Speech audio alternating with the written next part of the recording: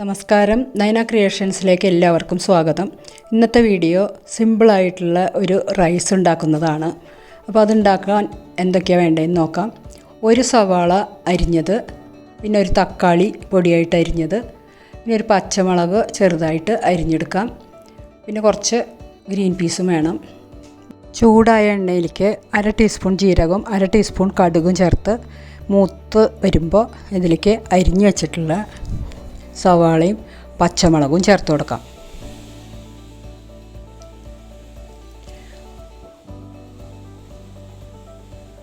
കുറച്ച് കറിവേപ്പിലയും കൂടെ ചേർത്തിട്ട് ഇത് നന്നായിട്ട് മൂത്ത് വരുന്നത് വരെ ഇളക്കി കൊടുക്കാം. മീഡിയം ഫ്ലെയിമിൽ വെച്ചിട്ട് വേണം ഇതൊക്കെ ചെയ്യാൻ.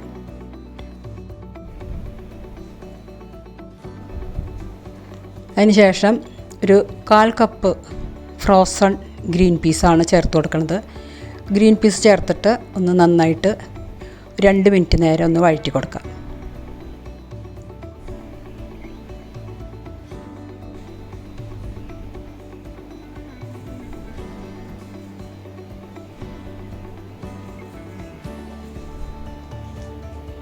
ഇനി ഇതിലേക്ക് തക്കാളി ചേർത്ത് കൊടുക്കാം. തക്കാളി ഒന്ന് നന്നായിട്ടൊന്ന് വഴറ്റി കൊടുക്കാം.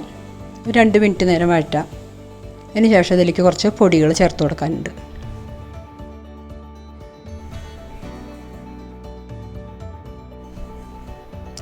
അപ്പോൾ 1/2 ടീസ്പൂണ് ഉപ്പ് ചേർത്ത് കൊടുക്കുന്നുണ്ട്.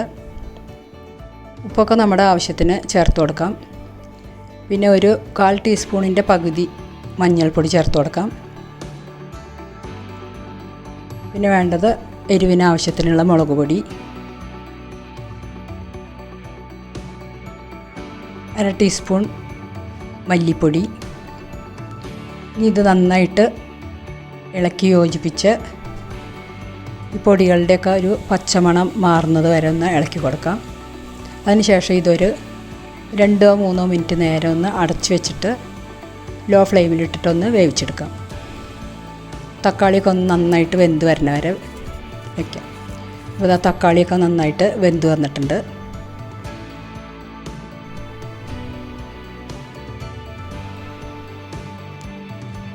ഇനി ഇതിലേക്ക് റോസ്റ്റ് ചെയ്തിട്ടുള്ള കപ്പലണ്ടിയാണ് ചേർത്ത് കൊടുക്കുന്നത്. പച്ചക്കപ്പലണ്ടി ആണെന്നുണ്ടെങ്കിൽ അതൊന്ന് റോസ്റ്റ് ചെയ്തിട്ട് ചേർത്ത് കൊടുക്കാം. കപ്പലണ്ടി ഇടയ്ക്കിടയ്ക്ക് കടിക്കുന്നത് നല്ലൊരു ടേസ്റ്റാണ്. റോസ്റ്റ് ചെയ്തിട്ടുള്ള കപ്പലണ്ടി ആയ കാരണമാണ് ഈ സമയത്ത് ചേർത്ത് കൊടുക്കുന്നത്. അല്ലാന്നുണ്ടെങ്കിൽ കടുകും ജീരകവും പൊട്ടിക്കഴിയുമ്പോൾ തന്നെ നമുക്ക് കപ്പലണ്ടി ചേർത്തൊന്ന് മൂപ്പിച്ചെടുക്കാം. ഇനി ഇതിലേക്ക് 2 കപ്പ് ചോറ് ഇട്ടിട്ട് നന്നായിട്ടൊന്ന് യോജിപ്പിച്ച് കൊടുക്കാം. ഈ സമയത്ത് ഒരു ടേബിൾ സ്പൂണോളം മല്ലിയില അരിഞ്ഞതും കൂടെ ചേർത്തിട്ട് നന്നായിട്ടൊന്ന് മിക്സ് ചെയ്യാം. നല്ല ഹെൽത്തി ആയിട്ടുള്ള ഒരു റൈസാണ്. ഇങ്ങനെ ഉണ്ടാക്കി കഴിഞ്ഞാൽ കറിയുടെ ഒന്നും ആവശ്യമില്ല ഇത് കഴിക്കാൻ വേണ്ടിയിട്ട്. അപ്പോൾ ചോറൊക്കെ ബാക്കി വന്നു കഴിഞ്ഞാൽ ഇതേപോലെ ഉണ്ടാക്കി കൊടുക്കാം കുട്ടികൾക്കൊക്കെ. ഇനി ഇതിൽ ടേസ്റ്റിന് വേണ്ടിയിട്ട് മാഗി മസാല ചേർത്ത് കൊടുക്കുന്നുണ്ട്. മാഗി മസാല വേണമെന്നുണ്ടെങ്കിൽ ചേർത്ത് കൊടുത്താൽ മതി കേട്ടോ. ഇഷ്ടമുള്ളവർക്ക് ചേർത്ത് കൊടുക്കാം. ഇതാ നല്ലൊരു റൈസ് റെഡി ആയിട്ടുണ്ട്. ഇനി ഇതിലൊരു 1/4 ഭാഗത്തോളം ചെറുനാരങ്ങയുടെ നീര് ഇതിലൊന്ന് ഇതേപോലെ ഒന്ന് ചേർത്ത് കൊടുക്കാം.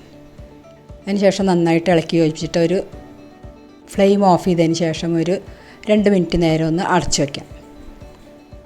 ഇത്രയേ ഉള്ളൂ ഈ റൈസ്. സിമ്പിളാണ്, എളുപ്പത്തിൽ തന്നെ ഉണ്ടാക്കിയെടുക്കാം. എല്ലാവർക്കും ഇഷ്ടപ്പെടും. അപ്പോൾ ഇന്നത്തെ വീഡിയോ എല്ലാവർക്കും ഇഷ്ടമായി എന്ന് വിചാരിക്കുന്നു. ഇനി അടുത്തൊരു വീഡിയോയുമായിട്ട് വീണ്ടും കാണാം. എൻ്റെ ചാനൽ കണ്ട എല്ലാവർക്കും നന്ദി, നമസ്കാരം.